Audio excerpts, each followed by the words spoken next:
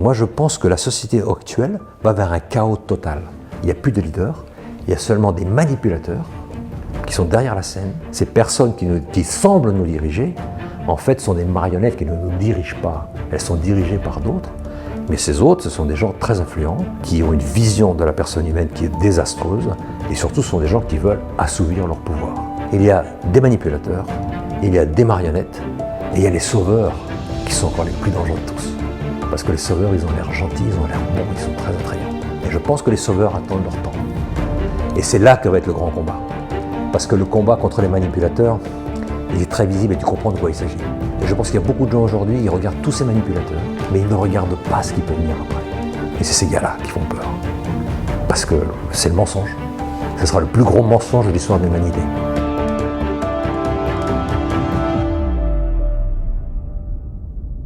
Bonjour Alexandre Diani-Navarre.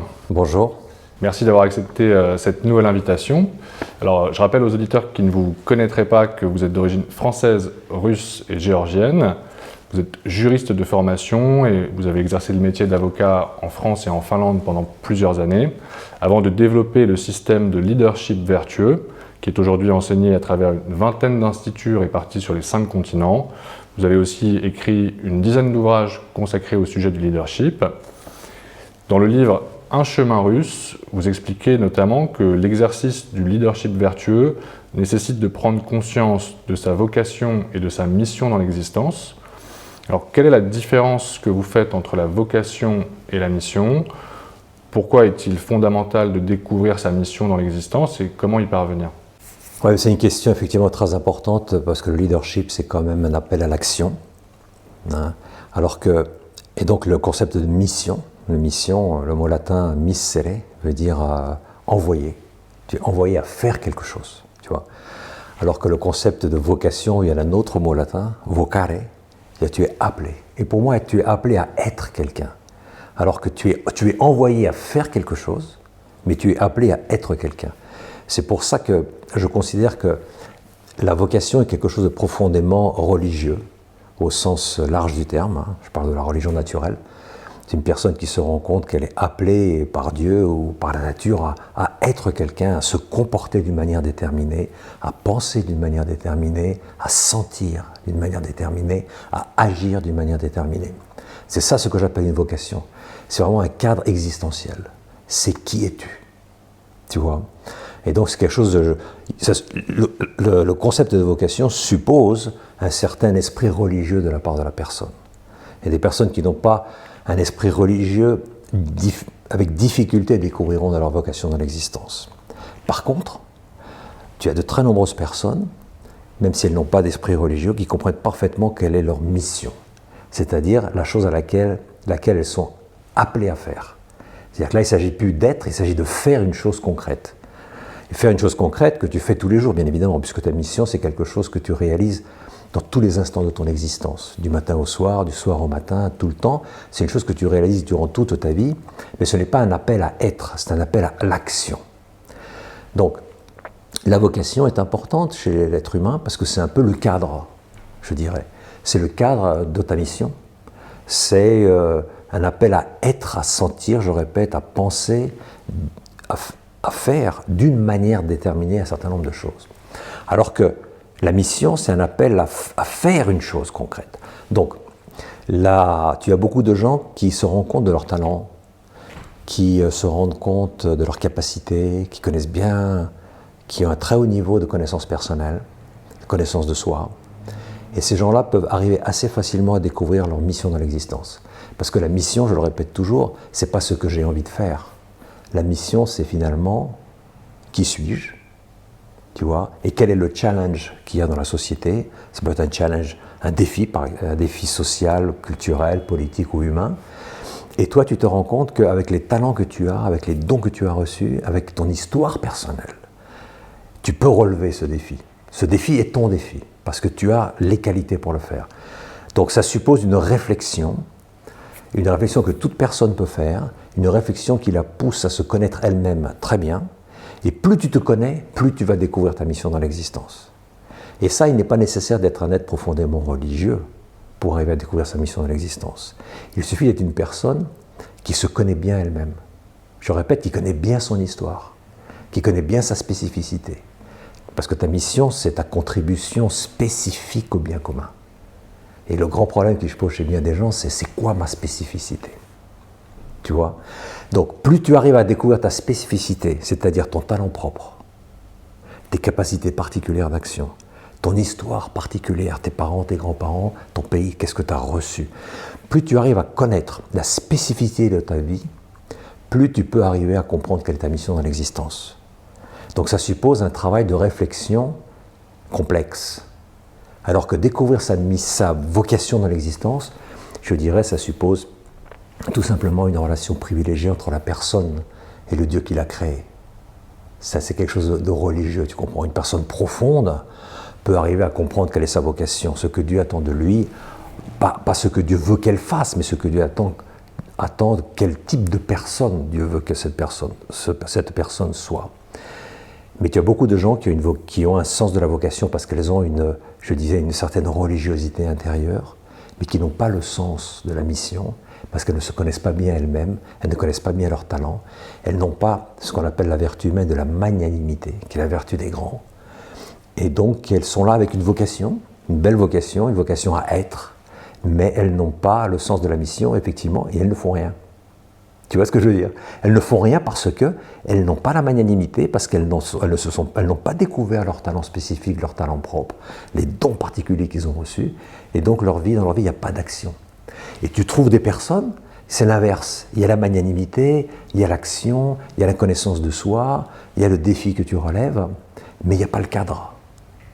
C'est-à-dire qu'il n'y a pas le cadre vocationnel. Il y a tout simplement une mission, mais il n'y a pas un cadre vocationnel. Et je pense que une situation comme l'autre situation est mauvaise. Il faut vraiment qu'une personne réfléchisse, finalement, quelle est ma vocation? C'est-à-dire quel est le cadre de mon existence? Puisque c'est dans ce cadre que s'exerce ma mission. Et ensuite, quelle est ma mission concrète? Il faut l'un et l'autre pour être une personne heureuse, une personne efficace, une personne complète. Et donc je pense que si parmi nous, il y a des gens qui comprennent, moi je vois ma vocation mais je ne comprends pas ma mission, il faut réfléchir à fond sur ta mission. Et d'autres personnes disent, je vois ma mission mais je ne comprends pas bien l'aspect vocationnel, il faut qu'elles découvrent en elles peut-être une certaine religiosité naturelle qui va les élever, qui va leur faire comprendre le cadre de l'exercice de cette mission. Tu vois? Donc là, c'est clair que la mission fait appel surtout à la vertu naturelle de la magnanimité, qui est la vertu des grands, la vertu de grandeur, la tension du cœur, du corps, de l'esprit et de la volonté vers les grandes choses. Et la vocation fait appel surtout, je dirais, aux vertus qu'on appelle surnaturelles, qui sont les vertus de foi, d'espérance et d'amour. C'est deux domaines différents. La vocation, c'est vraiment un domaine religieux, je disais, et la mission, c'est un domaine absolument humain, très humain. Même si parfois on voit dans l'histoire de l'humanité qu'il y a des vocations et des missions qui sont extrêmement proches l'une de l'autre. Tu penses à Jeanne d'Arc, tu penses à Moïse, tu penses au roi David, tu vois qu'ils ont des missions concrètes, mais que leur mission, en fait, elle s'identifie pratiquement à leur vocation. Mais je ne pense pas que tous les jours, Dieu demande aux gens de faire des choses, tu comprends, d'une manière concrète.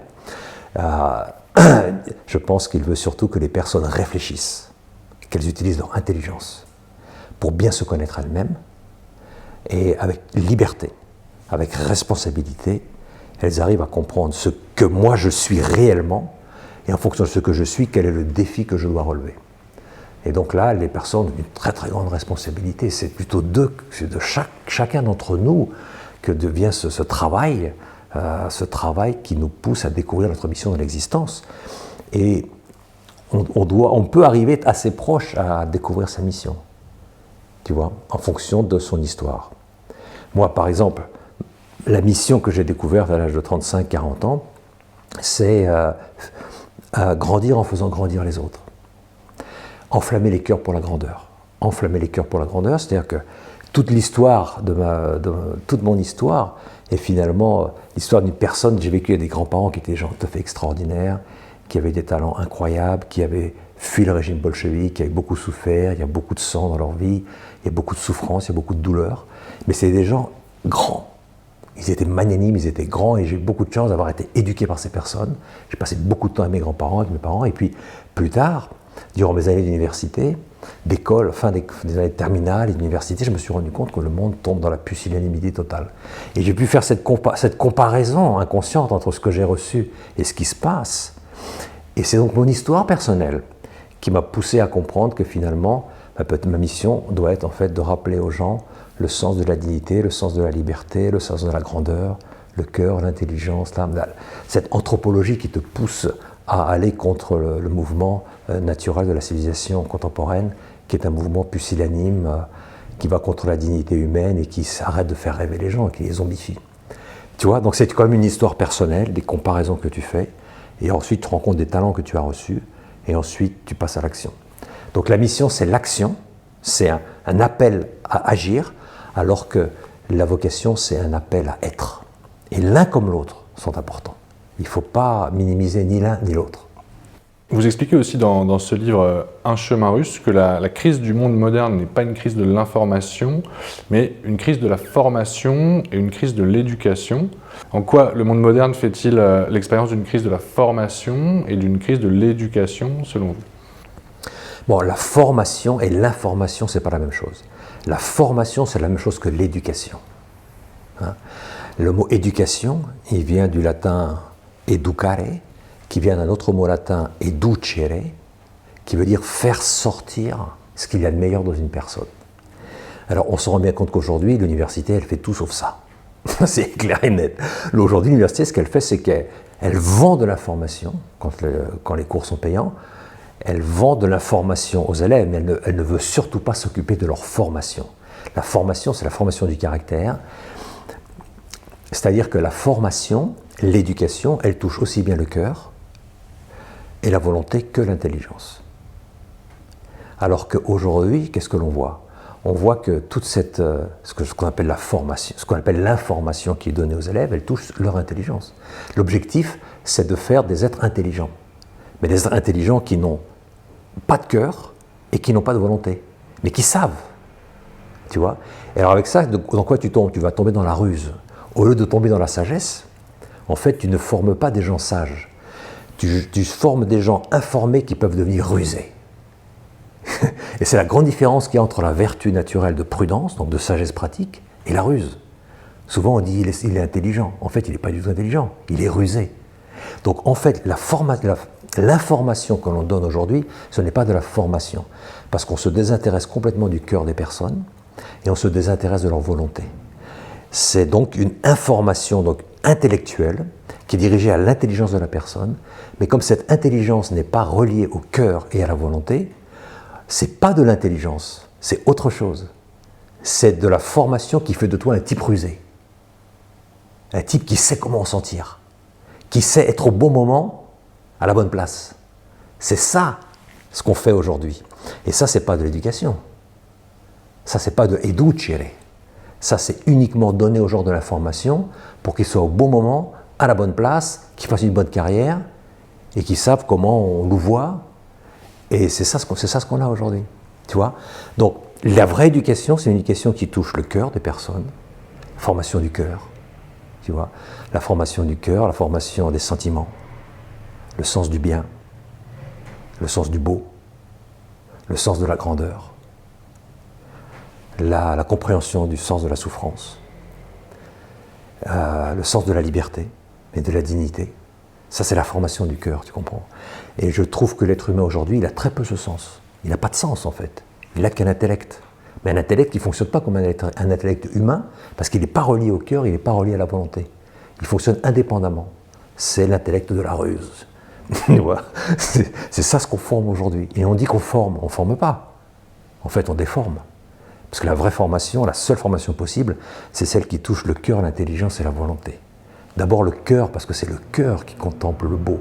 C'est le cœur qui perçoit le beau, le grand, le magnifique. Tu vois, c'est la vérité. C'est le cœur qui perçoit ces choses-là d'une manière intuitive. Ensuite, le cœur, il donne une impulsion à l'intelligence pour que l'intelligence réfléchisse sur ces choses-là. Et ensuite, l'intelligence donne une impulsion à la volonté pour que la volonté passe à l'action. Le cœur est le centre et le cœur est la base. Ensuite, tu as l'intellect qui concrétise, parce que le cœur, il est général. Il ne formule pas les choses, il les ressent. Ensuite, tu as l'intelligence qui la formule et l'intelligence qui donne une impulsion à la volonté pour qu'elle agisse. Et de la vraie formation, c'est une formation qui touche à ces trois niveaux. Et aujourd'hui, on est tous devenus des rationalistes. Pas des gens rationnels, mais rationalistes. C'est pas la même chose. Être rationnel, je trouve que c'est très beau. Et tu sais, la France, pour moi, c'est quand même le pays de la rationalité. J'ai vécu 27 ans en France, et j'avoue que j'ai reçu beaucoup en termes de rationalité. Mais je ne suis pas naïf. Et je me rends bien compte que bien des gens qui s'appellent rationnels, en fait, sont devenus des rationalistes. Parce que leur cœur et leur volonté ne fonctionnent pas. Et à ce moment-là, tu tombes dans le rationalisme, qui lui est une hérésie. C'est une déformation, en fait, de la rationalité. Et donc en France, tu as des gens rationnels, mais tu as une quantité de gens qui sont rationalistes. Moi, les rationnels, j'aime bien être avec eux, parce que c'est important, cette logique que tu trouves chez le Français. C'est quelque chose dont tu apprends beaucoup. Moi qui habite en Russie, c'est quelque chose qui manque un petit peu en Russie. Il y a d'autres valeurs en Russie, c'est plutôt les valeurs du cœur, mais les valeurs de la raison, de la raison ne sont pas forcément très développées. Et tu vois que en France, il y a ça, mais tu vois aussi que la grande majorité des gens, malheureusement, ne sont pas rationnels. Ils sont devenus rationalistes. Et c'est une frustration, c'est une castration, en fait, de la raison. Tu vois ? Donc, je pense que la formation est quelque chose de très important. C'est l'éducation, la formation touche ces trois aspects de la personnalité humaine que l'on ne peut jamais séparer l'un de l'autre. Sinon, on tombe dans le rationalisme, soit dans le sentimentalisme, soit dans le volontarisme. Et il faut que le cœur, l'intelligence et la volonté fonctionnent constamment main dans la main. Sinon, on crée des êtres difformes. Et toute la philosophie, que ce soit de Descartes, que ce soit de Rousseau, que ce soit de Nietzsche, c'est du rationalisme, du sentimentalisme et du volontarisme. Et c'est une philosophie, je dirais, partielle, parce qu'elle est créée, fondée, développée par des gens qui sont partiaux. Quand tu as que le cœur qui fonctionne, tu es partiel, tu es un sentimental, ou un sentimentaliste, comme tu veux. Si tu n'as que l'intelligence qui fonctionne, tu es un rationaliste. Tu n'es pas rationnel, tu deviens un rationaliste. Et si tu n'as que la volonté qui fonctionne, comme chez Nietzsche, tu es un volontariste. Mais ces personnes, ce ne sont pas des êtres complets, ce sont des êtres partiels. Des êtres partiels, et donc qui produisent une philosophie partielle. Et cette philosophie partielle, on appelle ça une idéologie. Tout ce qui est partiel, c'est de l'idéologie. Pour lutter contre l'idéologie, ce qu'il faut, c'est la globalité, la totalité. Donc la formation, c'est ça qui fait vraiment des gens heureux, et des gens vraiment capables, c'est-à-dire intelligents au sens propre du terme, intelligents avec ce qu'on appelle la sagesse, la vraie sagesse, la sagesse pratique. Donc voilà ce qui manque aujourd'hui. Il n'y a pas de formation, il n'y a pas d'éducation, je vois partout de l'information, tu vois, cette information, donc la sagesse est noyée dans l'information. Il n'y a plus de sagesse, il n'y a plus que de l'information partout. Et la plupart des gens, ils prennent de l'information, mais il n'y a pas de cadre moral dans lequel ils peuvent situer cette information qu'ils reçoivent. Et donc, ils se dispersent dans tous les sens. Et toute information qu'ils reçoivent, au lieu de les faire grandir, les déstabilise. Alors qu'une personne qui est bien formée, avec le cœur, l'intelligence et la volonté qui est bien formée, elle a créé un cadre moral dans son existence. Et toute information qui rentre, elle trouve sa place. Et il y a un ordre pour elle. Dans sa tête et dans son cœur, il y a un ordre pour cette information. La plupart des gens aujourd'hui, malheureusement, tu vois, il n'y a pas aucun ordre. L'information qui rentre, c'est de l'émotion. Mais il n'y a pas de cadre. Donc, une personne bien formée, donc qui a le cœur, l'intelligence et la volonté formée, est une personne qui a un cadre de réflexion qui lui permet de comprendre cette information qu'elle reçoit. Sinon, cette information la pulvérise et l'empêche réellement de se réaliser en tant que personne. Alors dans le livre Du tempérament au caractère, vous expliquez aussi la différence entre le tempérament et le caractère d'un individu, et vous soulignez notamment que c'est sur la base du tempérament que nous forgeons notre caractère. Qu'est-ce qui distingue le tempérament du caractère selon vous, et pourquoi est-ce qu'il est fondamental de faire la différence entre les deux ? Alors on a très souvent confondu un peu tempérament et caractère. Ce sont des choses très différentes. Très souvent on utilise le mot caractère pour parler des tempéraments. Et c'est une erreur de langage. Le tempérament, c'est une inclination biologique innée.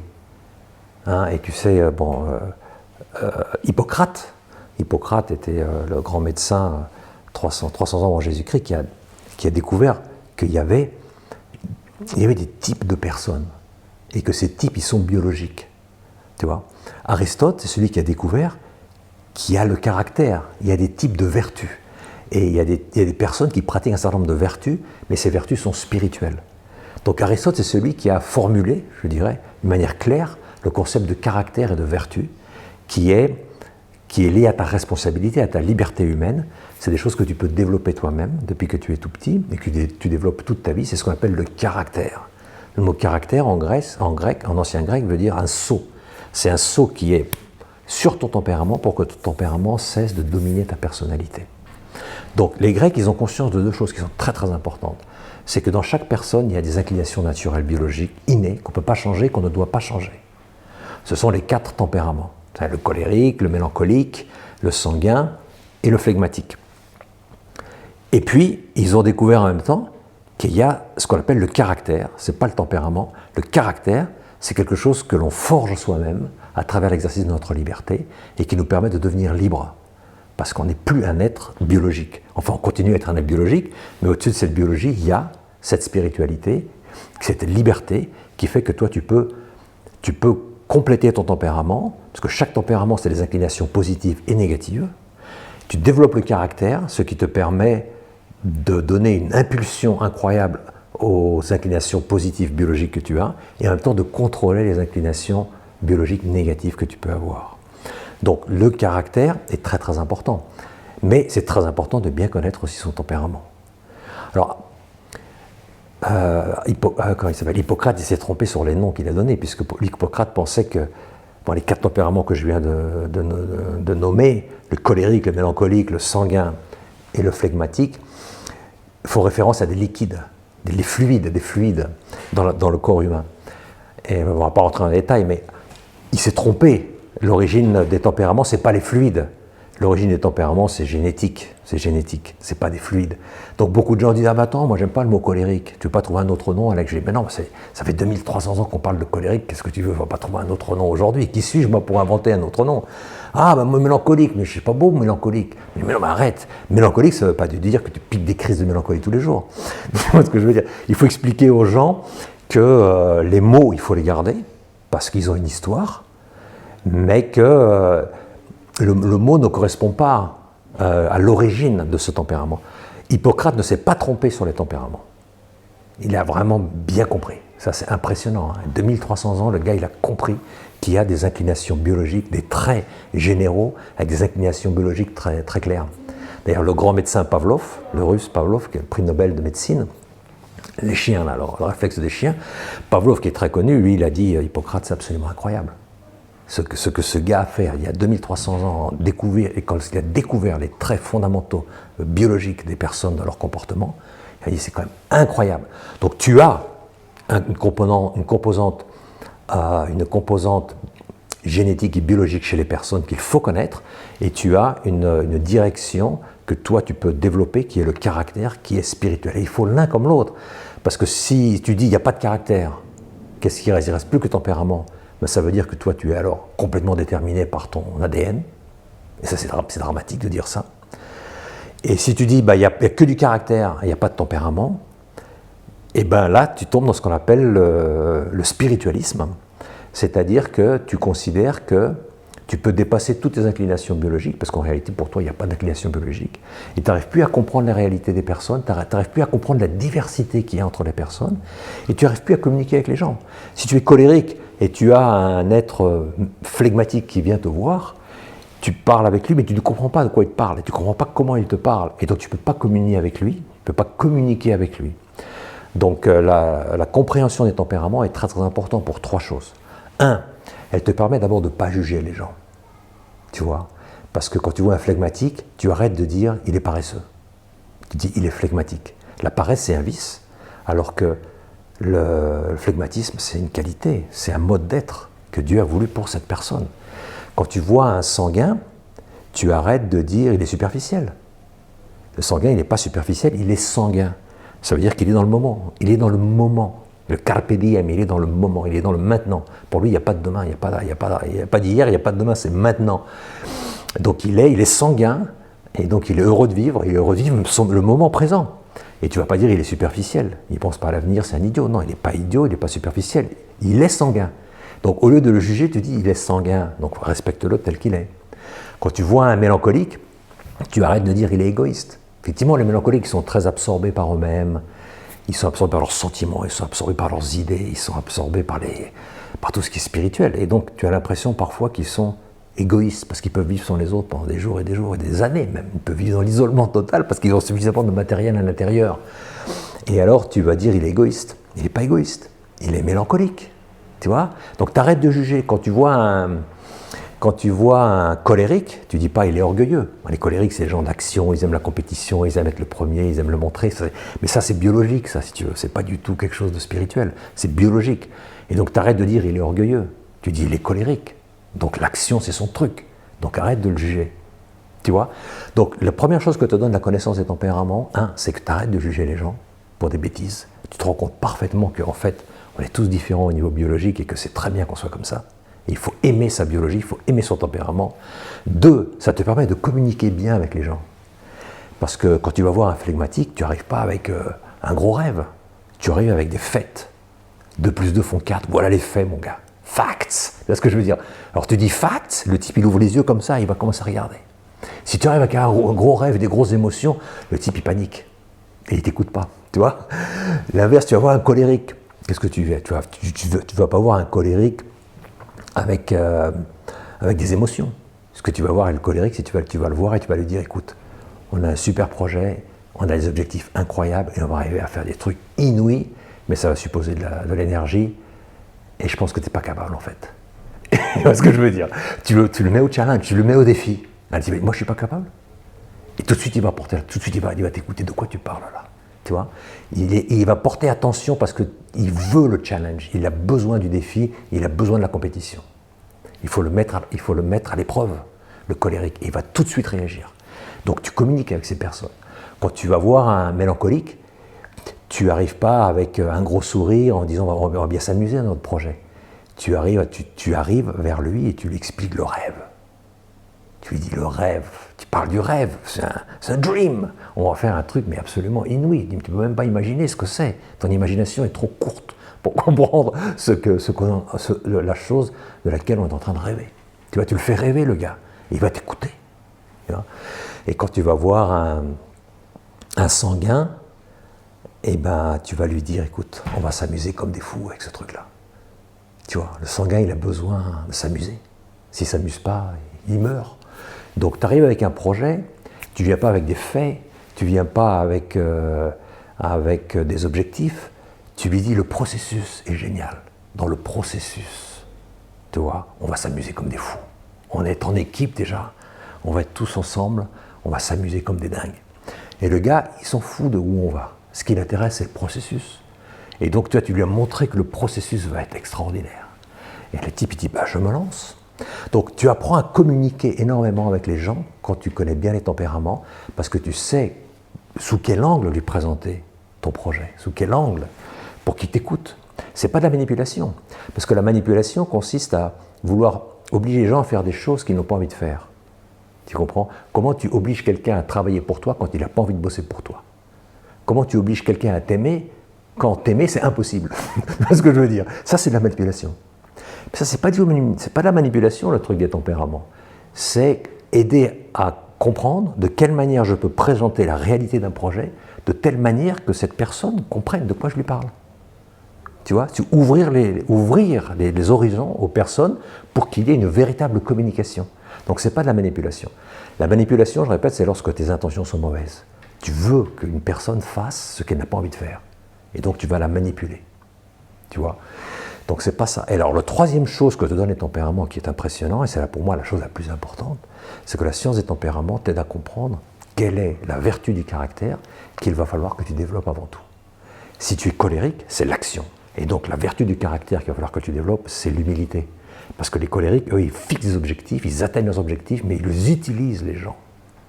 Ce sont des ressources humaines, les gens, pour lui, pour obtenir un objectif. Et donc l'humilité va lui apprendre à regarder les gens comme une fin en soi et non pas comme une ressource humaine. Donc si tu es colérique, tu développes l'humilité, tu apprends à servir les gens et tu arrêtes de te servir des autres. Tu apprends à les servir. Et tu ne te sers plus d'eux. Une personne qui développe l'humilité en étant colérique devient un manager extraordinaire parce que ça devient un véritable leader. Tu vois, c'est un leader parce qu'il sert. Il sert. Si tu es mélancolique, tu te rends compte que le grand défi de ton existence, ça va être l'action. Parce que le mélancolique, il est perfectionniste, il aime les idées, mais il a besoin d'action parce que l'action, c'est ce qui transforme les idées en réalité. Mais le mélancolique, il a très peur de la réalité. Parce que la réalité, c'est la réalité pécheresse des êtres humains. Alors que les idées, elles sont parfaites. Dans ton cœur et dans ton intelligence, les idées sont toujours parfaites. Parce qu'elles sont spirituelles.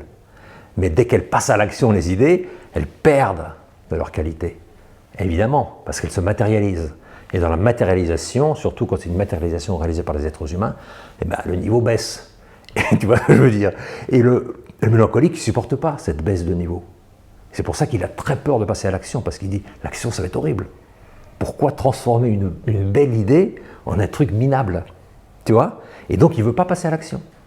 Et donc, il faut de l'action, il faut qu'il apprenne l'action, il faut qu'il apprenne à développer la vertu de courage, la vertu d'audace.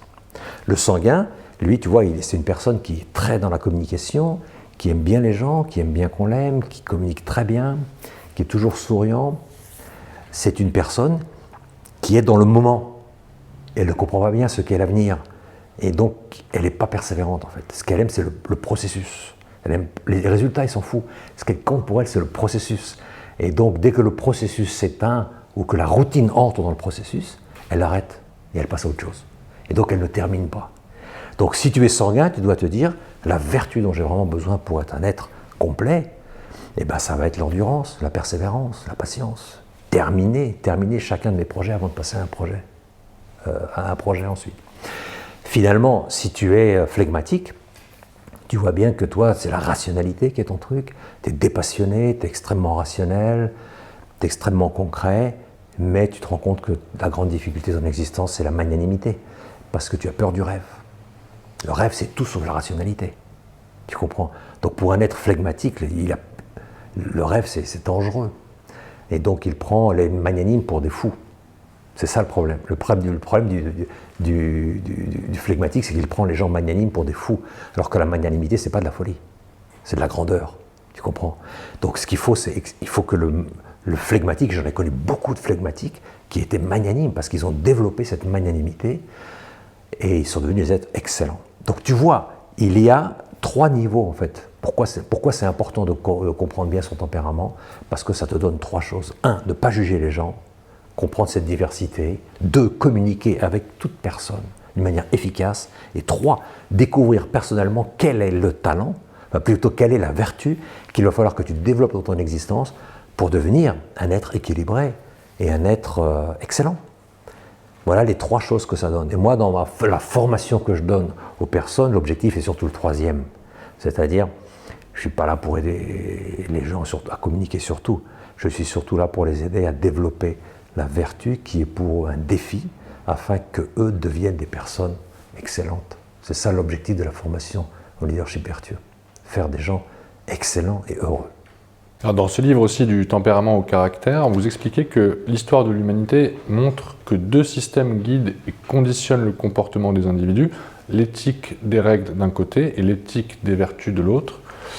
Vous soulignez d'ailleurs que l'éthique des règles a tendance à produire des gens étroits d'esprit, superficiels et sans imagination.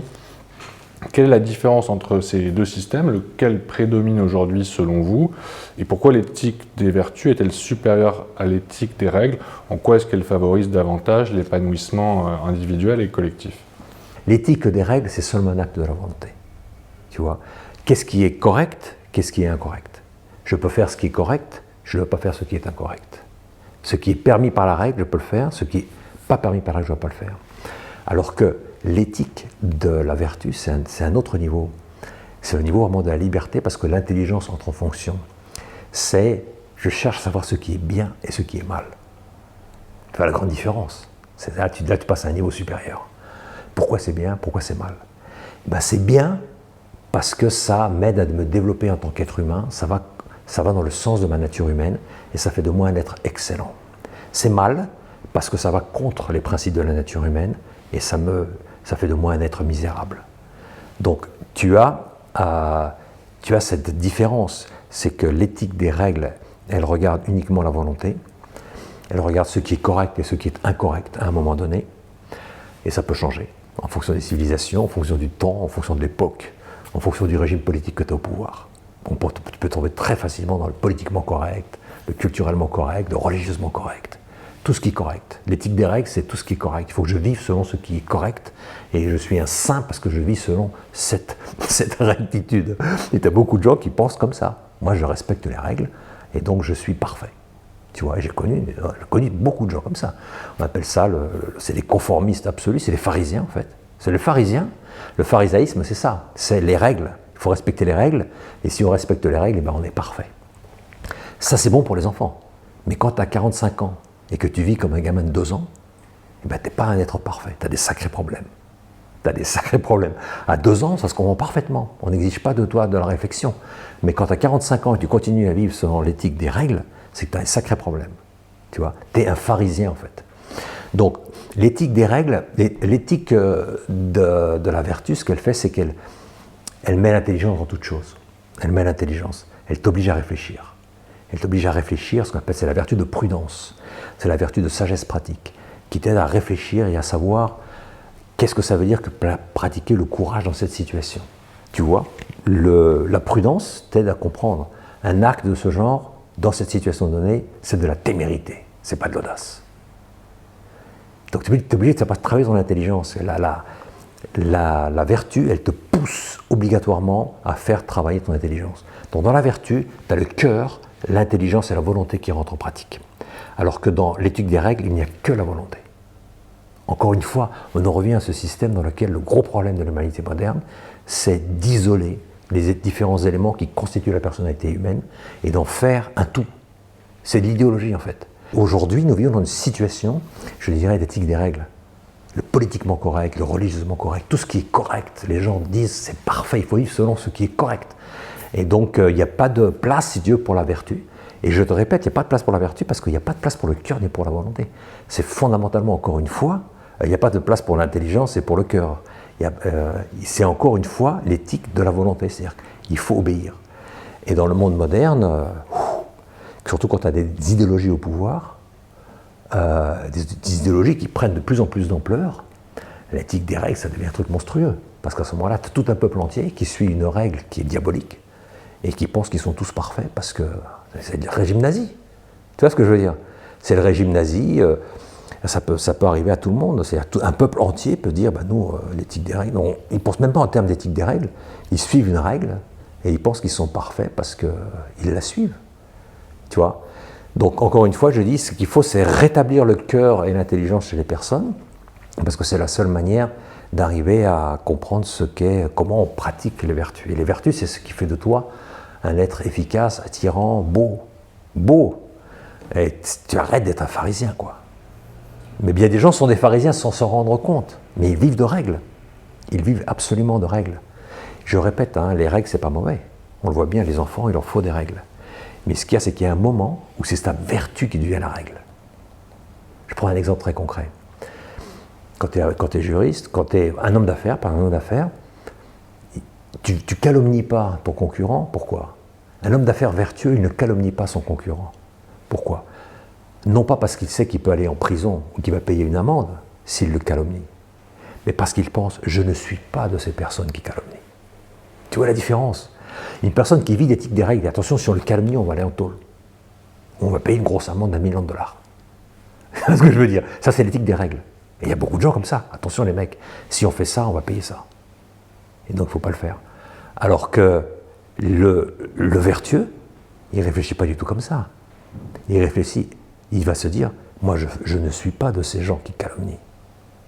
C'est l'être, c'est son être tout entier qui est dans le processus moral. Tu vois? Et donc, c'est là que tu dis, ça, c'est une belle personne. Ça, c'est une belle personne. C'est son cœur qui est là. Tu vois qui c'est, tu sais de quoi il s'agit. C'est pas une personne qui calomnie. Il s'en fout des règles. C'est pas une personne qui calomnie. Il n'est pas dépendant des règles. Il est dépendant d'une seule chose, c'est de sa vertu. Donc du bien et de la vérité.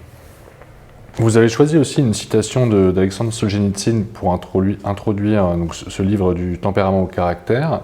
Alors, je cite, « Il ne peut y avoir qu'un seul vrai progrès, il est la somme des progrès spirituels accomplis par les individus, le degré de leur perfectionnement moral tout au long de leur vie. » Dans votre livre « 7 prophètes, une analyse de la crise mondiale », vous revenez sur cette idée de progrès et vous expliquez que notre civilisation est obsédée par l'idée du progrès, mais que la conception que nous en avons, si elle se part de toutes les vertus, est devenue étrangère à toute notion d'élévation spirituelle et promeut au contraire une forme de monstruosité, voire de difformité.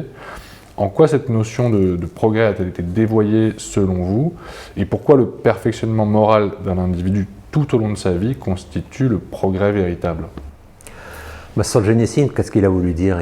C'est une provocation. Il a voulu expliquer que le monde, depuis plusieurs centaines d'années, parle de progrès, progrès, progrès. Il pense et surtout on parle de progrès technique, et on pense que le progrès technique va provoquer le progrès moral. Et pour Solzhenitsyn, il est clair que le seul vrai progrès, spirituel, c'est le progrès de chaque individu. C'est ma vie à moi qui est importante. Ce n'est pas le progrès de l'humanité. Il peut y avoir un progrès technique, un progrès technologique qui est important et qui est très beau. Mais le progrès moral, il recommence à zéro à chaque naissance. Chaque enfant, on recommence à zéro. Tu comprends? Et c'est pour ça que tu peux avoir des gens, il y a 100 ans, qui étaient 100 fois supérieurs à nous, moralement parlant, que toi et moi aujourd'hui. Pourquoi? Parce qu'ils ont utilisé leur liberté d'une manière exceptionnelle. Alors que peut-être que toi et moi, on n'utilise pas de cette manière tout aussi exceptionnelle. Donc ce qu'on veut dire par là, c'est que chacun d'entre nous, à chaque génération, on recommence à zéro. C'est-à-dire que tu nais, tu dois être formé, tu dois être éduqué, tu dois lutter contre les tendances basses, tu dois développer tes tendances positives, tu dois aimer les autres, tu dois aimer Dieu, ton Créateur, tu dois t'élever. Et voilà, il y a des gens qui arrivent très très loin, et il y en a qui n'arrivent pas très loin. C'est aussi bête que ça. Et à chaque génération, c'est la même chose. Dans chaque vie humaine, c'est ça ce que veut dire Solzhenitsyn. C'est ça le vrai progrès. C'est cette personne, qu'est-ce qu'elle a fait de sa vie? Et cette personne, qu'est-ce qu'elle a fait de sa vie? Et on va accumuler tout ça, et ça, c'est le progrès. Tu vois? Et ce qui s'est passé, c'est que, comme tous ces gens, les gens de l'encyclopédie, les encyclopédistes français, eux, ils ne reconnaissent pas l'idée de péché originel. Ils pensent que les problèmes dans le monde, ce sont des problèmes sociaux. Parce que Rousseau dit que c'est un mythe, le péché originel. Tu te souviens, le bon sauvage. Donc, à partir du moment où tu dis qu'il n'y a pas de mal dans l'homme, il n'y a que du bien, et que tu dis que donc cette idée du péché originel et de la tendance vers le bas est une fausseté, à ce moment-là, tu dis, la seule chose qui peut nous sauver, et qui va être la grande révolution mondiale, c'est un système politique. Il faut trouver le système politique qui résout tous les problèmes de l'humanité. Et donc à ce moment-là, tu crées des homo politicus. Tu crées que des êtres humains qui cessent d'être des êtres humains et qui mettent toute leur foi dans la politique. Et on voit à quoi ça mène. En fait, ça mène à l'idéologie. Il nie la nature humaine, il nie le problème qu'il y a dans la nature humaine, il nie le problème que le mal il est dans l'homme et il n'est pas à l'extérieur, et que le mal extérieur n'est qu'une conséquence du mal intérieur. Tu comprends? La conséquence du mal intérieur, c'est le mal des structures. Mais le mal des structures, il vient de mal intérieur de chaque personne. Tu vois, il n'est pas tombé du ciel, le mal des structures. Donc, ces personnes, elles pensent qu'on va sauver le monde par la politique. Et il y a un type qui arrive, il s'appelle Karl Marx, et il dit « Rousseau, t'es vraiment un génie. Mais moi, j'ai trouvé ton truc. C'est le communisme. » C'est fantastique. Il dit, Rousseau, il a tout à fait raison, le mec. Il n'y a pas de problème dans l'homme. C'est les structures qui ne fonctionnent pas. Moi, j'ai trouvé. Lui, il n'a pas eu le temps, Rousseau, mais moi, j'ai trouvé. C'est le marxisme. Et il impose le marxisme, et tout le monde y croit, ça devient une grande science, et on pense qu'avec ça, on va avoir le bonheur sur Terre, parce qu'on nie complètement la réalité de la nature humaine, la réalité du mal qui est dans l'homme. Et voilà. Et donc, le progrès, c'est en fait, c'est ça pour eux, le progrès. Et le progrès, donc, il aboutit à quoi? À l'archipel du goulag. C'est ça. Et le monde d'aujourd'hui, il a aussi ses goulags. Tu vois ce que je veux dire? Le monde d'aujourd'hui, c'est goulag. Quand tu penses à toute la théorie du genre, c'est un goulag pour bien des gens. Quand tu vois un type, il voit sa fille de 13 ans qui ne sait plus si c'est un garçon ou une fille, le type, il panique. Mais pour lui, c'est pire que d'être au goulag. Tu vois ce que je veux dire? C'est complètement dingue. Donc, il se passe que la théorie toutes les idéologies vont contre cette idée fondamentale, qu'il y a en fait dans le cœur de l'homme, il y a un problème, et que si on nie ce problème qui est dans le cœur de l'homme et que tout être humain naît avec un certain problème, qu'il naît malade, à ce moment-là, les vertus n'ont plus de sens. Le caractère n'a plus aucun sens. La seule chose qui compte, c'est la politique. Et la politique va nous sauver. Donc la politique devient un dieu. C'est ça, la vision des encyclopédistes, c'est que la politique devient un dieu. On va trouver le gros système, tu vois, qui va sauver l'humanité. Alors que l'humanité n'a pas besoin d'être sauvée par un système. Ce qu'elle a besoin, c'est d'être sauvée par le caractère, par la vertu, pour que chaque individu, dans sa situation, à l'époque où il vit, puisse se dépasser lui-même et dépasser ses tendances misérables et devenir une personne excellente qui puisse être au service de toute l'humanité. Donc on s'est complètement trompé de chemin parce qu'il y a une erreur anthropologique lamentable qui vient des encyclopédistes. C'est cette vision rousseauiste du fait qu'il n'y a pas de mal dans l'homme. Dans l'homme, il y a du bien et du mal, il y a les deux, tu vois. Et les deux, comme dit Solzhenitsyn, comme le dit Dostoïevski, déjà je le disais il y a 200 ans, c'est dans le cœur de l'homme qu'est le combat. Le diable, il lutte dans le cœur de l'homme. Il n'est pas à l'extérieur, c'est à l'intérieur.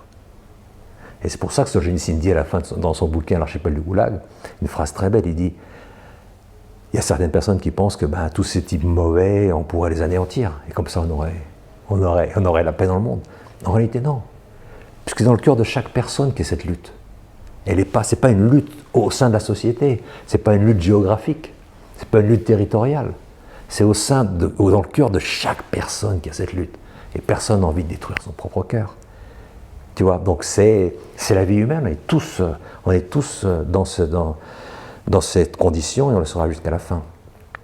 La condition de lutte entre le bien et le mal dans le cœur de chaque personne. Et ce qu'il faut, c'est encourager les personnes à faire des décisions bonnes, à vouloir ce bien pour eux-mêmes. Et je pense que le leadership vertueux, il a pour objectif surtout d'aider les gens à vouloir faire le bien, à vouloir être bon, à vouloir découvrir la vérité, à vouloir vivre selon les principes de la nature humaine. Donc ce progrès, moi je rigole quand j'entends le mot progrès, parce que je sais parfaitement de quoi ils veulent parler. Ils veulent parler de ce qu'on est en train de parler aujourd'hui. C'est du rousseauisme.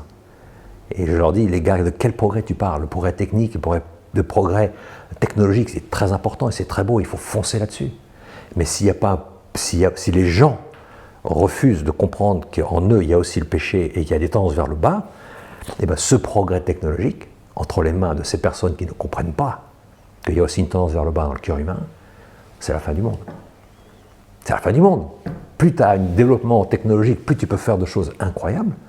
Mais si toi tu ne prends pas compte que dans ton cœur, il y a des choses qui ne fonctionnent pas très bien, un jour viendra, tu vas utiliser cette technologie pour anéantir des dizaines de millions de personnes, et tu diras, est-ce que je n'ai pas le droit de le faire?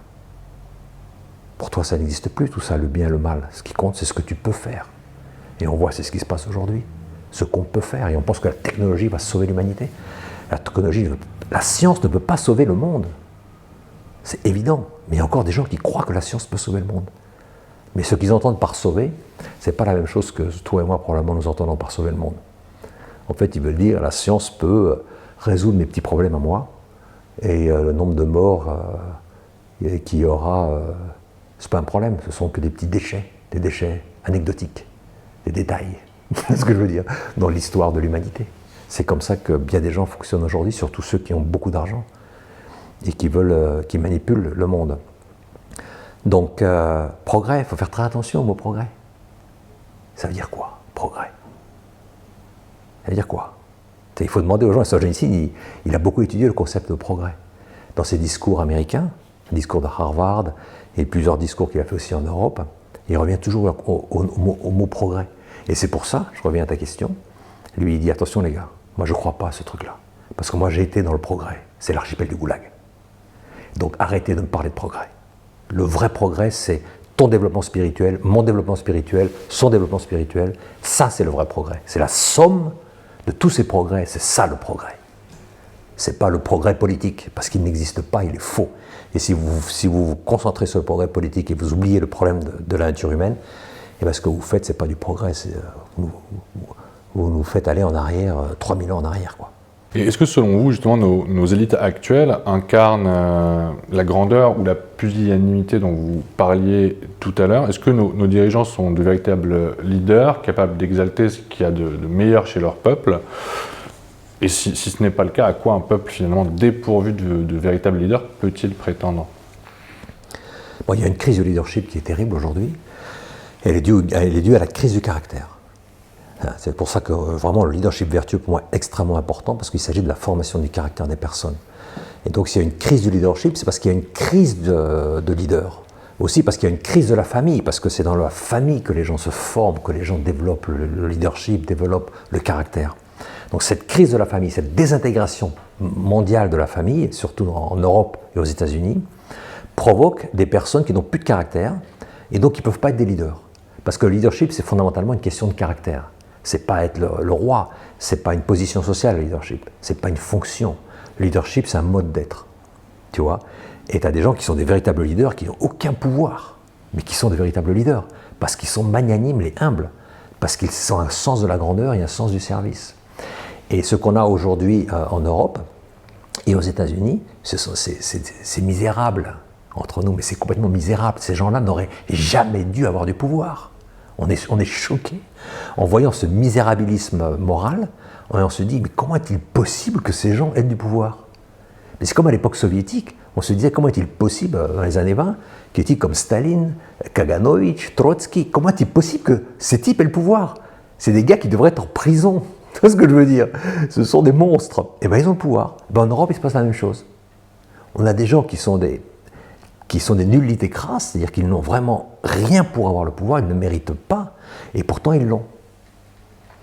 Et donc, ces personnes, elles détruisent toute notre civilisation.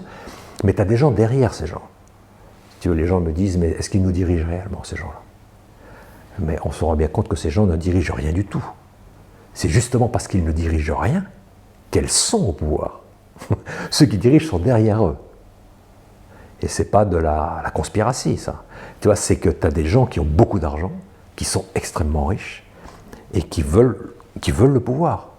Et qui veulent pouvoir eux-mêmes diriger, qui veulent pouvoir diriger, je veux dire, notre planète. Mais c'est ces gens-là qui manipulent ces personnes. Mais ces personnes, elles ne sont pas élues par le peuple.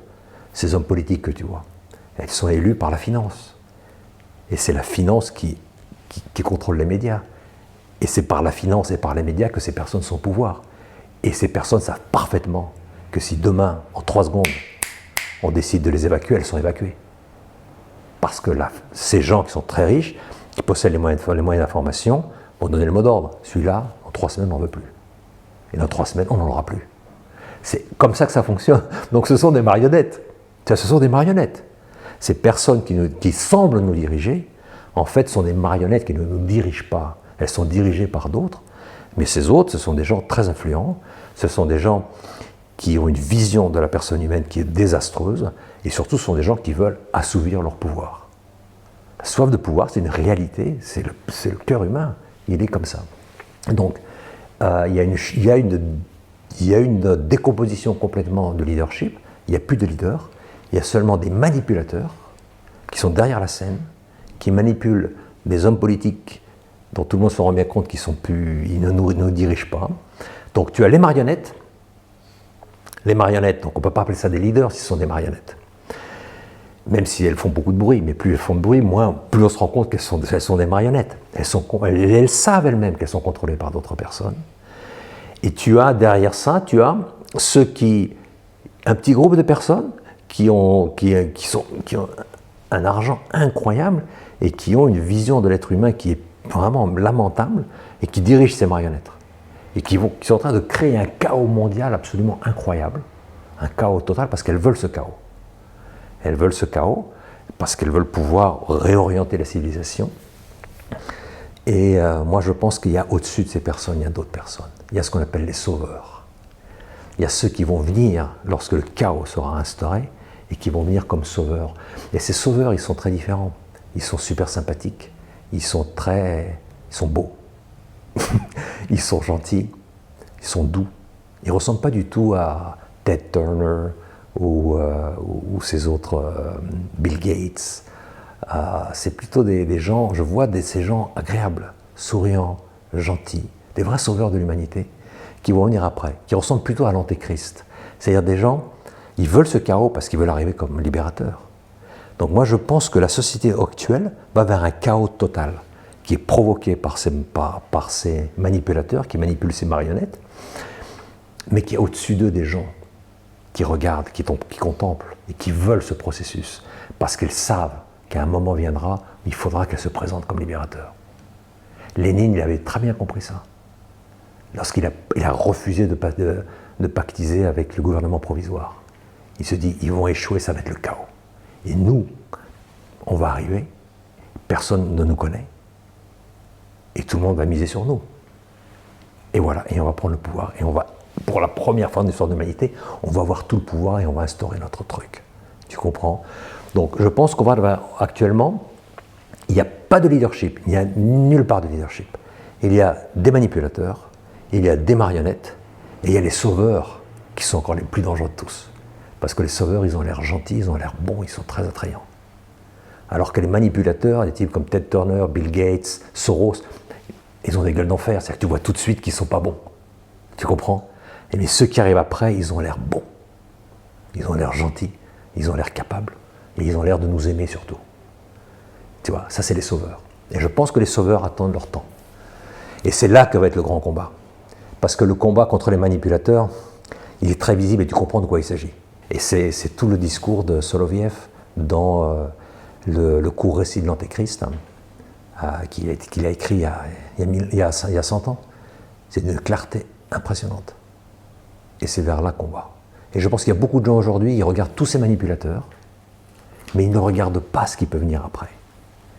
Et c'est là que l'horizon est limité. Et moi je dirais aux gens, ouvrez les yeux.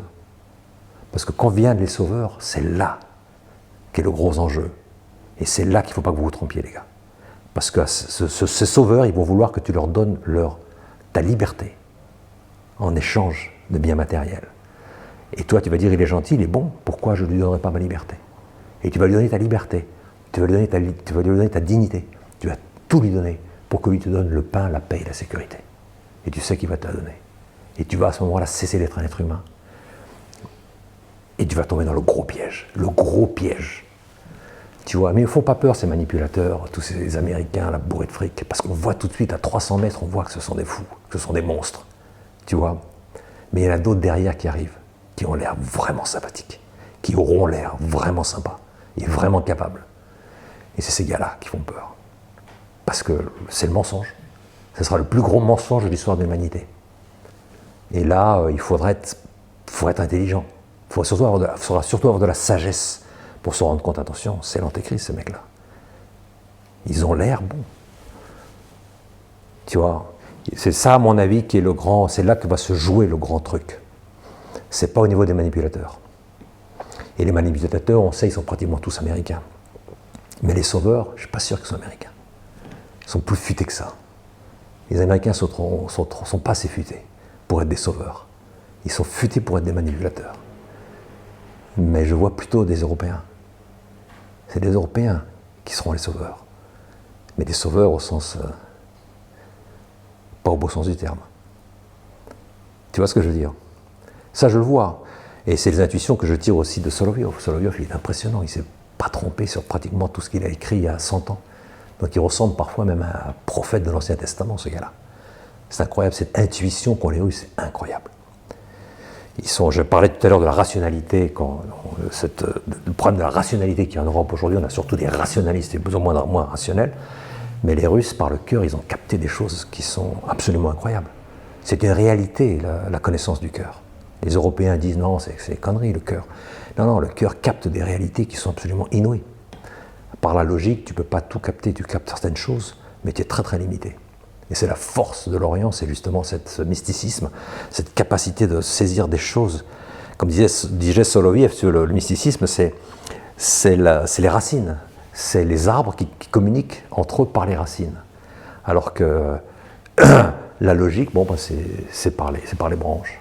Et la logique, tu vois parfaitement les arbres qui communiquent entre eux par les branches, tu les vois, mais les racines, tu ne les vois pas. Tu vois, c'est ça ce qu'est le mysticisme, c'est une connaissance cachée une connaissance au niveau des racines, pas au niveau des branches, tu vois. Et là, les Russes ont été très bons pour ça. C'est pour ça, Dostoïevski et Soloviev, pour moi, c'est vraiment, ce sont des très très grands visionnaires, ce sont des prophètes absolus, parce qu'ils ont vraiment saisi par le cœur tout le drame qui allait se dérouler au XXIe siècle en France, aux États-Unis, dans le monde entier. Alors vous parliez de Dostoïevski et de Soloviev, vous y consacrez plusieurs pages dans votre livre « Sept prophètes, une analyse de la crise mondiale », dont vous dites notamment que ces deux penseurs nous ouvrent les yeux sur le temps que nous vivons et nous incitent à faire des choix vitaux et engageants. Alors, en quoi les idées de Dostoïevski et de Soloviev sont-elles toujours d'actualité selon vous ? Et comment ces deux penseurs peuvent-ils nous aider à surmonter les bouleversements auxquels nous faisons face ? Bon, la grande idée, je pense, le cœur de la pensée de Dostoïevski, c'est le concept de liberté. C'est-à-dire que dans cette magnifique image qu'il a dans les frères Karamazov, la légende du grand inquisiteur, il dévoile vraiment ce qu'il y a au fond de son cœur. Lui, Dostoïevski, il voit, en ce sens, il est vraiment prophète.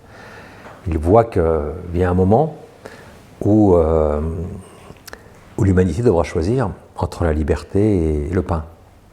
C'est-à-dire qu'il y a un moment où il y a des personnes qui vont te dire écoute, donne-moi ta liberté, et moi je te donne le pain en échange, je te donne le plaisir, je te donne tout ce que tu veux, je te donne la sécurité, le pain, les jeux, l'amusement. Mais toi, ce que j'attends surtout, c'est que tu me donnes ta liberté en échange. Et donc on avance vers ça, on avance vers ce système-là, et je pense que c'est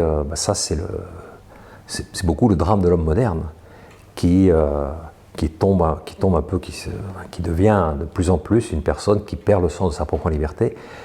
Et Dostoïevski nous dit attention les enfants, c'est ce qui va se passer, c'est vers cela que l'on va, et il faut que vous soyez courageux, il faut que vous ayez l'audace, le courage, l'endurance, fidélité à la conscience, fidélité à tout ce en quoi vous croyez, pour ne pas vous laisser manipuler. C'est un peu ce que je disais tout à l'heure, c'est-à-dire ces personnes ces sauveurs de l'humanité qui arrivent et qui vont nous dire un jour moi j'ai toutes les solutions, faites-moi totalement confiance, donnez-moi votre âme et votre corps, je vais vous donner tout ce que vous avez vraiment besoin pour vivre d'un point de vue matériel, et seulement il faut que vous me fassiez une confiance totale, et donc donnez-moi votre liberté. Donc il y a chez Dostoïevski cette vision que l'humanité va être confrontée à cette réalité du choix entre le pain et la liberté, et que bientôt ça va arriver, et je pense qu'à différents niveaux on voit comment c'est en train d'arriver. Et donc c'est la légende du grand inquisiteur, qui à mon avis est quelque chose qu'il faut lire et qu'il faut relire constamment, parce que d'abord d'un point de vue littéraire c'est une des plus belles pièces littéraires qui a jamais été écrite, mais aussi du point de vue d'un contenu philosophique, c'est aussi incroyable. Le grand inquisiteur, en fait, il dit à Jésus-Christ Jésus-Christ revient sur terre, ça se passe à Séville, au Moyen-Âge, et le grand inquisiteur le fait mettre en prison. Il le fait mettre en prison, c'est marrant, c'est un cardinal qui a perdu la foi avec le temps. Il l'avait quand il était jeune, un jour il l'a perdu, et on voit qu'aujourd'hui il y a beaucoup de cardinaux qui l'ont perdu, malheureusement, c'est une réalité. Hein. Moi je suis catholique, mais je vois que beaucoup de cardinaux ont perdu la foi. Et donc Dostoïevski avait aussi prévu ça, il y a beaucoup de cardinaux qui perdent la foi. Mais alors ce cardinal, il est un peu particulier. C'est que ce cardinal, il a perdu la foi, Jésus-Christ revient sur terre, et il va le juger. Et c'est extraordinaire, qu'est-ce qu'il lui dit à Jésus-Christ ? Il lui dit, toi, finalement tu es un pauvre type, parce que tu as menti à l'humanité, tu as attendu de la liberté humaine quelque chose d'extraordinaire. Tu as donné la liberté aux êtres humains en pensant qu'ils pouvaient utiliser leur liberté pour faire des grandes choses. Moi, je les ai compris. Ce sont des nuls. Ils ne peuvent pas utiliser la liberté parce qu'ils sont mesquins, parce qu'ils sont petits, parce qu'ils sont sensuels, parce qu'ils sont avides de plaisir. Toi, tu ne les as pas compris. C'est extraordinaire ce que dit, c'est extraordinaire, ce dialogue est inouï. Le grand inquisiteur, il parle à Jésus-Christ ne lui dit rien du tout. il l'écoute seulement et à la fin il donne un baiser. Mais le grand inquisiteur, son monologue en fait, il est extraordinaire. Il dit, toi, Jésus-Christ, ton gros problème, c'est que tu n'as pas aimé les hommes. Parce que tu as exigé d'eux des choses qu'ils ne peuvent pas donner. Moi, je les ai aimés. Moi, je les ai aimés. Moi, je les ai compris. Et j'ai compris qu'ils sont tous des nullités. Et que les nullités, il faut les traiter comme des nullités. C'est-à-dire qu'il faut leur reprendre leur liberté et leur donner du pain et de la sécurité. Et moi, je leur fais ça. Moi, je fais ça pour eux. C'est pour ça qu'ils m'aiment. Et toi, demain, on va te brûler. Parce que tu es un criminel.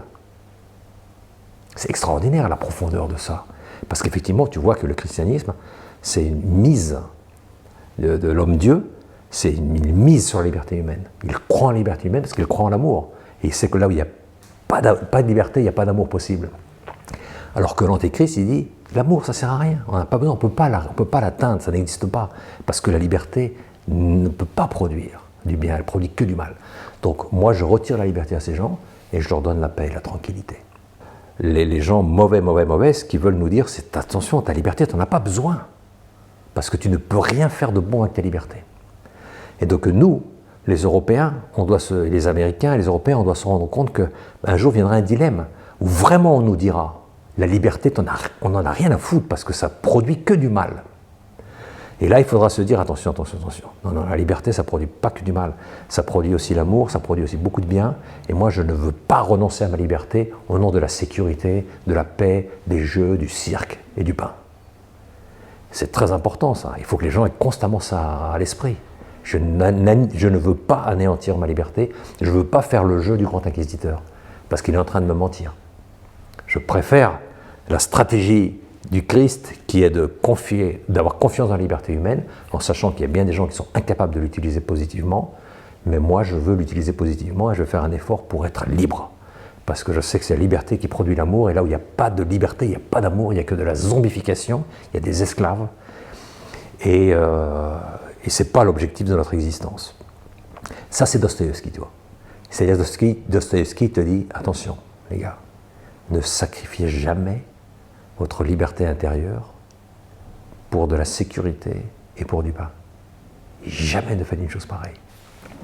Donc ça, c'est la force de Dostoïevski, d'avoir compris, si tu veux, ce qu'est la liberté humaine, et que même si aujourd'hui on parle beaucoup de liberté, en réalité, tu vois, il s'agit de libertinage. Parce qu'une liberté dans laquelle il n'y a plus de vérité, c'est plus du tout une liberté.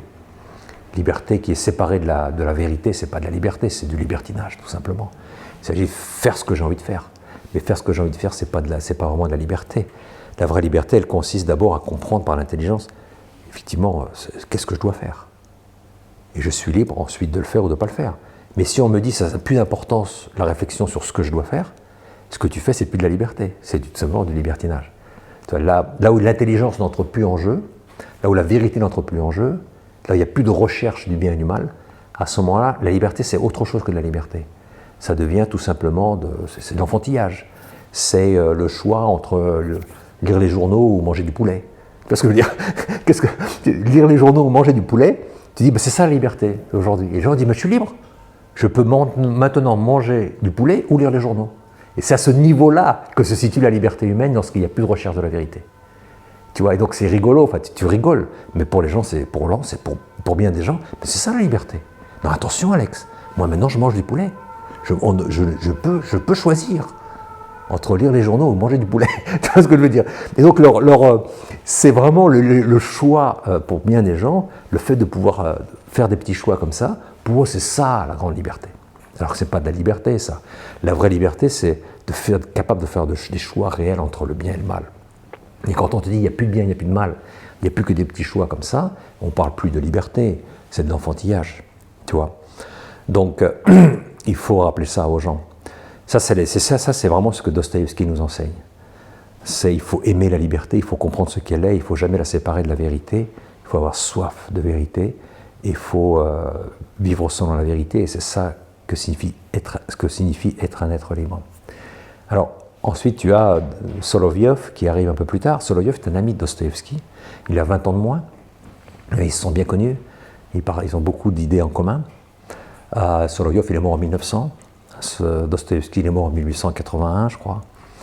Et Donc Soloviev, il a vécu 20 ans de plus, mais il est mort très jeune, il est mort à 47 ans, donc très jeune. Alors lui, Soloviev, lui, il a cette grande vision un peu de fin du monde, qui est très importante pour nous aujourd'hui, qui est une vision qui s'adresse surtout, si Dostoïevski s'adresse un peu à l'humanité entière, Soloviev, il s'adresse surtout aux chrétiens. Et il leur dit, attention, il va y avoir un gros mensonge, un très très gros mensonge. Et je veux vous prévenir, ce gros mensonge, ça va être l'absorption du christianisme par l'humanisme. À tel point que les chrétiens se rendront même plus compte qu'ils ne sont plus chrétiens aujourd'hui. Et qu'il est vraiment précis, lui. Si je répète, si Dostoïevski s'adresse un peu à l'humanité entière en disant attention à la liberté, c'est plus important que le pain, que la sécurité, Soloviev, il lui dit attention les chrétiens, vous allez perdre conscience de votre christianisme, et pourtant vous allez continuer à croire que vous êtes chrétien, mais dans votre christianisme, il n'y aura plus Jésus-Christ, il n'y aura plus de sacrement, il n'y aura plus de prière, il y aura seulement ce qu'on appelle les valeurs, quelques valeurs chrétiennes. Et il dit que ce sera le plus gros mensonge qui a été jamais réalisé, parce qu'à ce moment-là, toi, sans t'en rendre compte, tu continues à t'appeler chrétien, mais tu ne l'es plus. Et quand tu vois ce qui se passe en Allemagne actuellement, avec une grande majorité d'évêques allemands, pour lequel tu vois que la substance du christianisme n'existe plus. Mais la seule chose qui existe, c'est le politiquement correct, le socialement correct et le moralement correct. Tu te dis, mais c'est exactement ça qui est en train de se passer. Si c'est que ça se passe en Allemagne. Mais si ça se produit au niveau de l'Église universelle, à ce moment-là, on a exactement ce que dit Soloviev. C'est-à-dire que le christianisme, absorbé complètement par l'humanisme politiquement correct, le socialement correct et le moralement correct du monde moderne, on appelle ça de l'humanisme. Pourquoi ? Parce qu'il s'agit de permettre aux personnes de vivre dans le péché, mais en leur disant que c'est pas un péché, c'est plus un péché, c'est le bien. À ce moment-là, qu'est-ce que tu fais ? Tu crées une substitution totale du christianisme par une idéologie qui est l'idéologie de l'humanisme athée, et les gens ne se rendent même plus compte qu'ils ne sont plus chrétiens. Et donc tu as créé cette substitution sublime, géniale, et il n'y a pas de lutte. Il n'y a pas de révolution, il n'y a pas de guerre, plus personne, les gens ne s'en rendent même pas compte de ce qui s'est passé. Ils ont seulement arrêté d'être chrétiens. Donc je répète, il n'y a plus de Jésus-Christ, il n'y a plus de sacrement, il n'y a plus de prière, il n'y a plus de contact personnel avec l'homme-dieu. Il y a seulement vivre du politiquement, culturellement, religieusement correct, donné d'une époque déterminée. Et donc ça, c'est cette absorption, si vous voulez, du christianisme par l'humanisme athée. C'est ce qui se passe, et c'est pour ça, c'est ce qui se passe actuellement dans bien des pays. Et ça nous aide à comprendre que c'est Soloviev, tout autant que Dostoïevski, ce sont des gars, ils ont tout pigé. Et ils ont pigé tout il y a 100 ans, il y a 150 ans, ils ont vu exactement ce qui allait se passer. Et donc, je pense que les Européens devraient comme ouvrir les yeux et se dire, la culture russe, c'est quand même un truc... les mecs, ils sont pas beaucoup trompés. Hein. C'est-à-dire qu'au lieu de dire, on va détruire la culture russe parce qu'ils nous font la guerre, ils devraient commencer, attends, cette culture, elle a donné naissance à des types qui ont vu parfaitement ce qui allait nous arriver. Et donc, au lieu de réfléchir pourquoi est-ce qu'ils ont vu ça et pourquoi est-ce que nous, on ne voit pas ça, pourquoi est-ce qu'ils ont compris ça il y a 200 ans et que nous, encore aujourd'hui, on ne comprend pas ce qui se passe, ça devrait te pousser à réfléchir un petit peu. Il y a quelque chose dans cette culture que toi, tu dois prendre. Il y a quelque chose dans cette culture qui est très attrayant. Il y a une perception incroyable et intuitive de la vérité qu'en Occident, on a perdu, parce qu'on est tombé dans le rationalisme. Voilà un peu ce que nous donne chacun, tu vois. Dostoïevski et Soloviev, c'est vraiment les deux grands prophètes des temps modernes.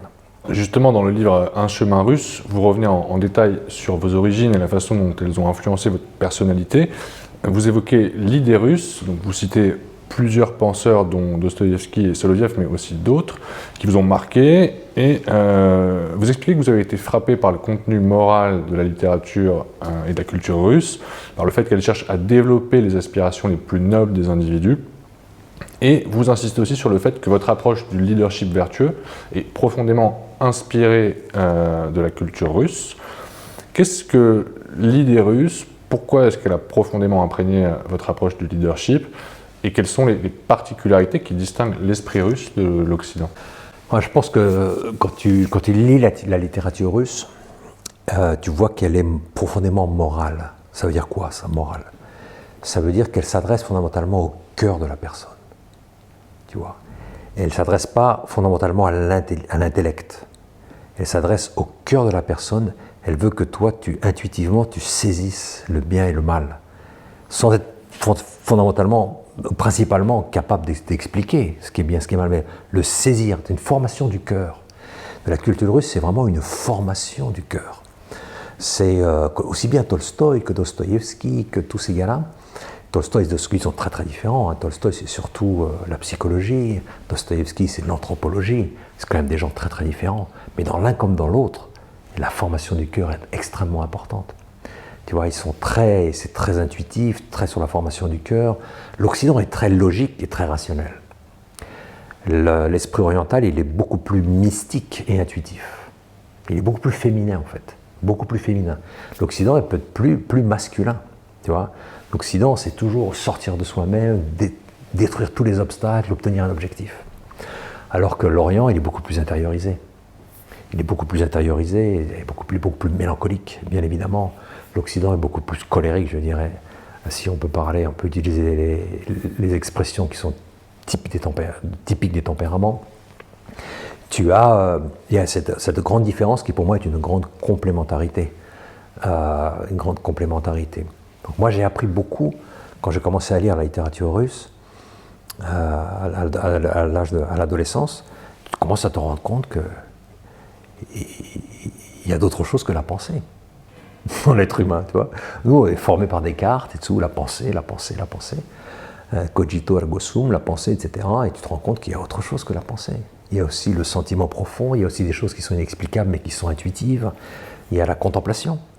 Il n'y a pas seulement l'action, la pensée et l'action, il y a aussi la contemplation de la beauté, la contemplation des idées. Donc tu as, dans toute la littérature russe, il y a un désir de toucher le cœur de la personne. Elle est beaucoup moins intellectualiste, beaucoup moins rationaliste que la culture occidentale, que la pensée occidentale. Et là, les Occidentaux peuvent apprendre beaucoup. Parce que les Russes, ils restituent un petit peu cette unité de la personne, le cœur, l'intelligence et la volonté. C'est pour ça, d'ailleurs, dans mon livre, Les 7 prophètes, il y a 2 Russes parmi les constructeurs. Bon, il y a un Français, bien sûr, il y a Pascal, qui, à mon avis, est un type absolument incroyable, Pascal. C'est le grand Français, pour moi, par excellence. Mais il est très russe. Les Russes, quand ils lisent Pascal, ils disent « mais c'est notre Dostoïevski ». Pourquoi? Parce que chez Pascal, le cœur, l'intelligence et la volonté fonctionnent main dans la main et comme des turboréacteurs. Tu vois ce que je veux dire?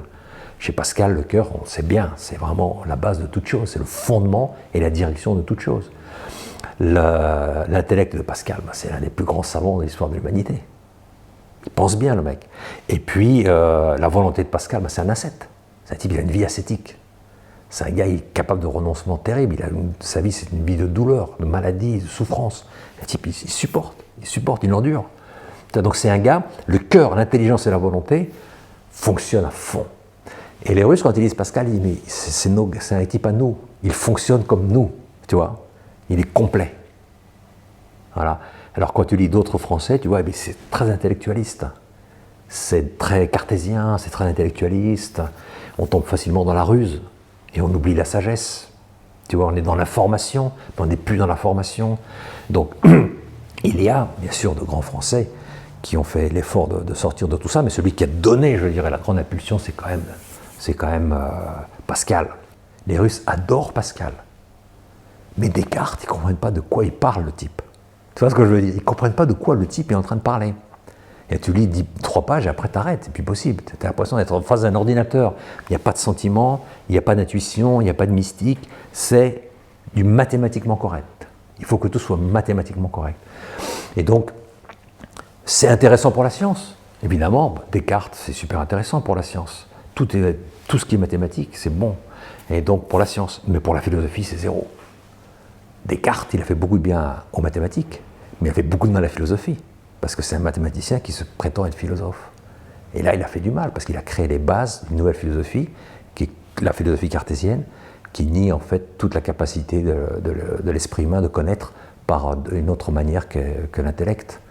L'intellect mathématique, parce que chez Descartes, la seule chose qui est vraie, c'est ce qui est mathématiquement démontrable.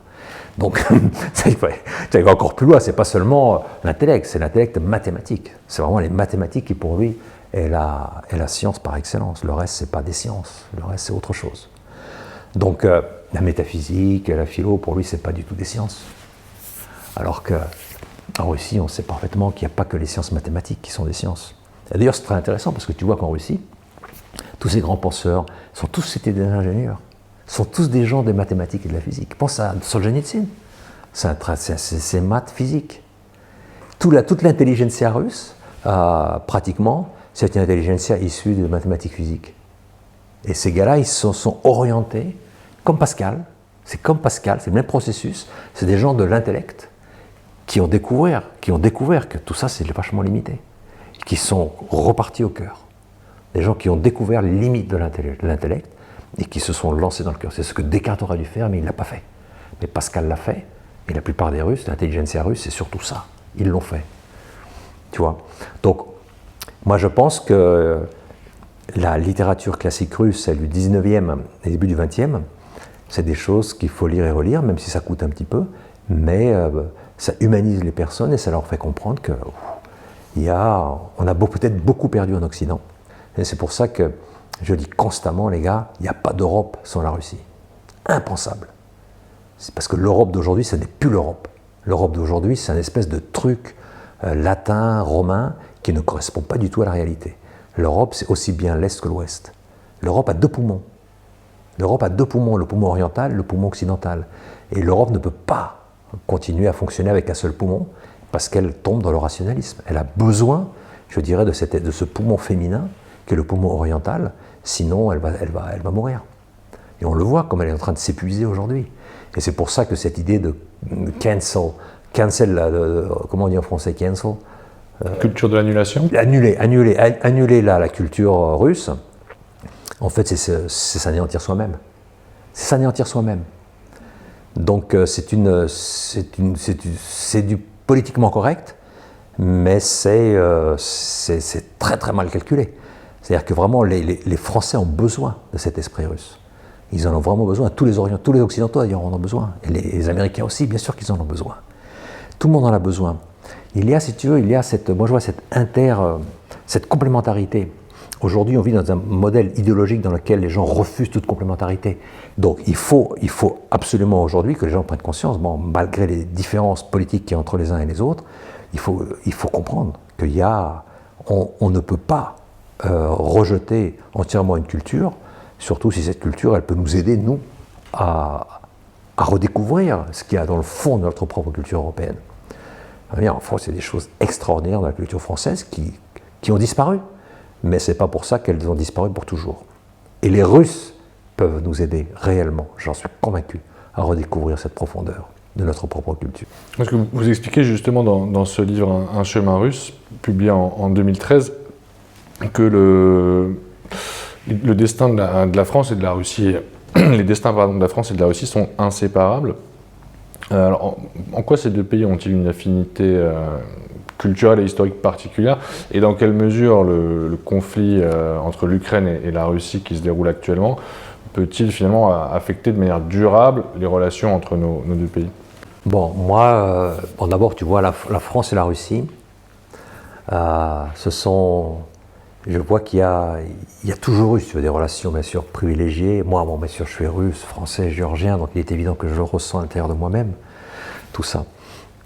Je vois en même temps cette attraction des Russes pour la culture française, tout le 19e siècle.